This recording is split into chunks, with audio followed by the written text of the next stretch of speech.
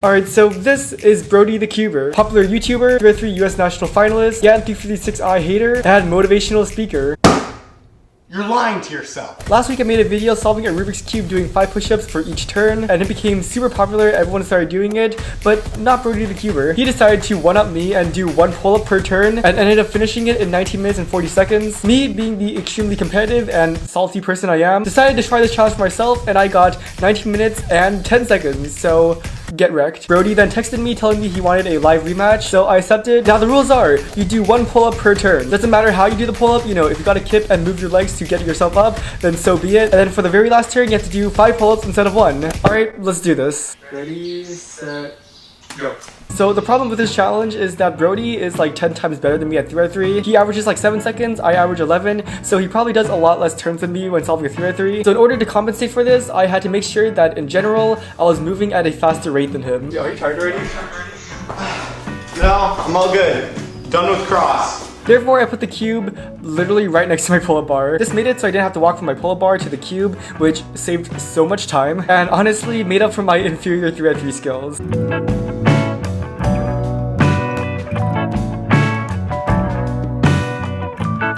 Right around here is when I started to get tired. I was now putting my kipping skills into full effect. You know, I was putting my knees up.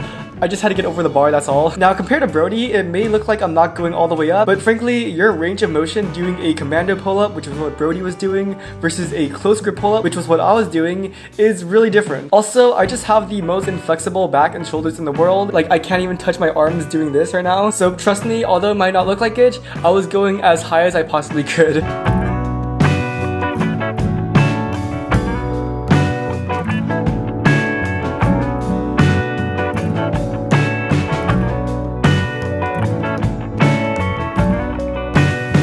Done with F2L. Now, when he said done with F2L, you could see that I had a really cheeky little grin. This was because I had already finished OLL, and I was now extremely confident I was going to win. I then began PLL and announced my progress for the first time in the competition. I'm on PLL now.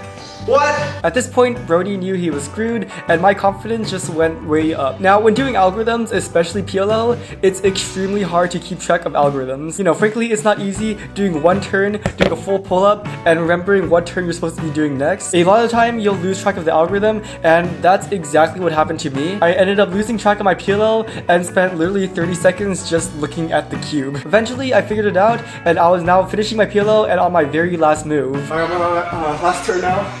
No, come on. I'm gonna rest a little bit. I'm so close, man. Once again, I had to do 5 pull-ups instead of 1, so I decided to give myself a little bit of rest so that I would have energy to do the 5 pull-ups. Little did I know that Brody got an H-perm and was now on the final few moves as well. And yeah, he caught up. In the middle of my 5 pull-ups, he finished the cube. So I lost, right? Well, actually, no. Unlike me, he decided to do the final 5 pull-ups after the last turn instead of before the last turn, which meant that all I had to do was finish my 5 before he did, and I would win.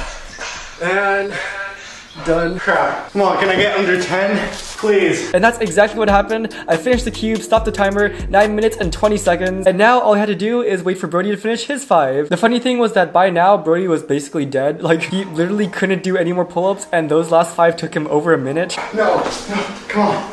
I need 2 more. You're almost there. Ah, there we go. Alright, that's a good one. Oh my god, man. OLL, I didn't know 1 look OLL for that case, so I had to do 2 look. But then last algorithm was pretty decent. It was an H-perm. I thought I was pretty lucky with an H-perm, but I had to do a pretty long OLL to get that. Oh, really? Oh.